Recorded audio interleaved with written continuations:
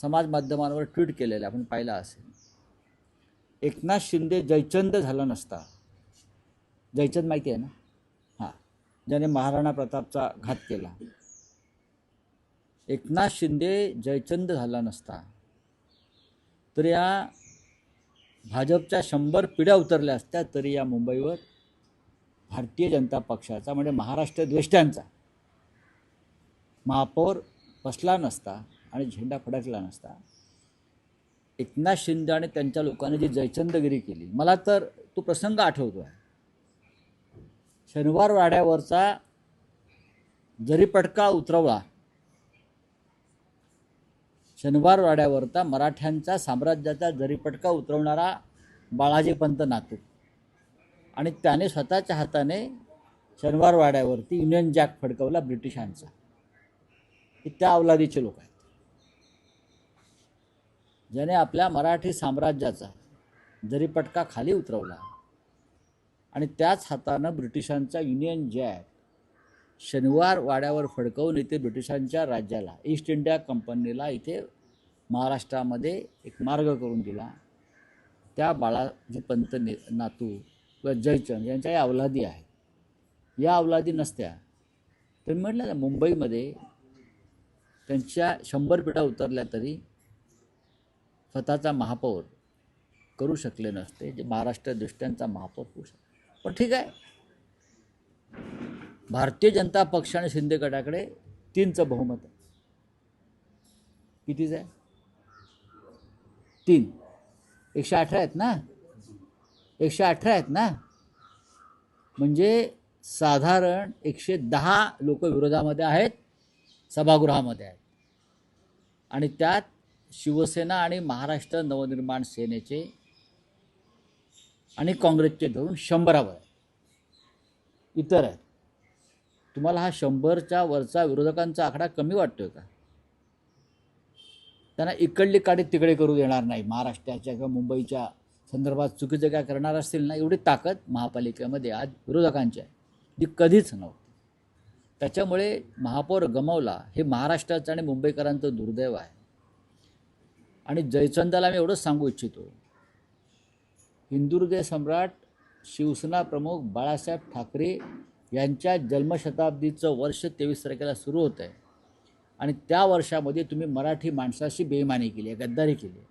आणि या बाळासाहेबांच्या मुंबईत तुम्ही गौतम अडाणीचा झेंडा फडकवलेला आहे. मराठी माणूस तुम्हाला आयुष्यात माफ करणार नाही. आज तुम्ही सत्तेवरती आहात,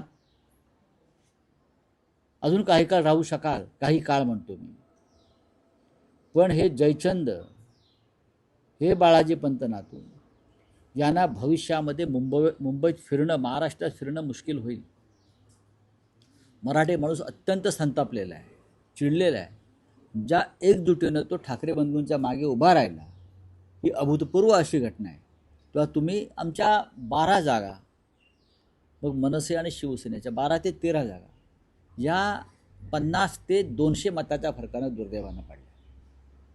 50 ते 200च्या आसपास खूप मोठा संघर्ष आम्ही दिला, सत्तेशी, झुंडशाहीशी आणि पैशाच्या ताकदीशी. तरी आम्ही या स्थितीपर्यंत आलो की आम्ही तुम्हाला महापालिकेत चुकीचं काम करण्यापासून रोखू शकतो. त्याचबरोबर संपूर्ण महाराष्ट्राचा विचार केला तर सर्वाधिक जास्त सत्ताधारीमध्ये भाजपा, भारतीय जनता पक्ष, शिंदे यामध्ये मागे पडले. पण राऊतसाहेब, जवळपास 2,500 नगरसेवकांपैकी 1450 नगरसेवक भाजपचे. बघा, भारतीय जनता पक्षाच्या जागा जिंकल्या मोठ्या प्रमाणात, याबद्दल आम्ही त्यांचं अभिनंदन करतो. लोकशाही आहे, हातात सत्ता आहे. कालच मी अखिलेश यादव यांचं एक वक्तव्य ऐकत होतो, बरोबर ना? अखिलेश यादव यांनी सांगितलं, ज्याच्या हातामध्ये सत्ता असते, ज्याच्या हातामध्ये प्रचंड सत्ता असते त्या राज्याची, त्यांच्याशी स्थानिक स्वराज्य संस्थांच्या निवडणुकासंदर्भात लढा देणं सोपं नसतं. ज्याच्या हातात सत्ता असते तेच स्थानिक स्वराज्य संस्थांच्या निवडणुका मोठ्या प्रमाणात जिंकतात. हा जवळजवळ सर्वच राज्यातला अनुभव आहे. त्याच्यामुळे तुम्हीसुद्धा हा विषय जरा काळजीपूर्वक समजून घेतला पाहिजे. येतील ना दिवस, येतील दिवस, पालटतील. प्रत्येक वेळेला पैशाचंच राज्य एखाद्या राज्यावर राहतं असं नाही ना. या राज्याचं पुण्य फार मोठं आहे, छत्रपती शिवाजी महाराजापासून मोठं पुण्य आहे. राऊत साहेब, या संपूर्ण निवडणुकांमध्ये विशेषतः मुंबई महापालिकेमध्ये ज्या काँग्रेसची चर्चाही नव्हती, चर्चेतही नव्हता हा पक्ष, त्याने 28 जागा घेतली. चांगली गोष्ट, अभिनंदन तर करतो. तुम्हाला असं वाटतं का की महाविकास आघाडी एकसंघ असते तर कदाचित आज चित्र वेगळं असतं आणि तुम्ही नाही. 100 काँग्रेसची स्ट्रॅटेजी ही योग्य होती. आम्हाला माहिती आहे, चर्चा होती आमची. काँग्रेस ज्या स्ट्रॅटेजीनुसार निवडणुकीत उतरली होती ती योग्य होती आणि त्याचा फायदा